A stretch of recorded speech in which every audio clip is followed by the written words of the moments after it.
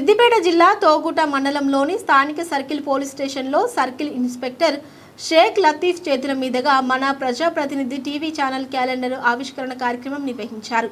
ఈ సందర్భంగా సిఐ షేక్ లతీఫ్ మాట్లాడుతూ యువత చెడు అలవాట్లకు దూరంగా ఉండాలని సూచించారు. ముఖ్యంగా మద్యం మరియు మత్తు పదార్థాలకు దూరంగా ఉండాలని యువతకు పిలుపునిచ్చారు.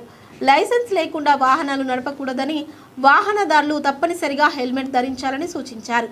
రోడ్డు భద్రత కోసం ట్రాఫిక్ నియమ నిబంధనలు ఖచ్చితంగా పాటించాలని తెలిపారు. ప్రజల్లో చైతన్యం కల్పించడంలో మీడియా కీలక పాత్ర పోషిస్తుందని పేర్కొంటూ మన ప్రజాప్రతినిధి టీవీ ఛానల్ సేవలను సిఐ అభినందించారు. ఈ కార్యక్రమంలో పోలీస్ సిబ్బంది పాల్గొన్నారు.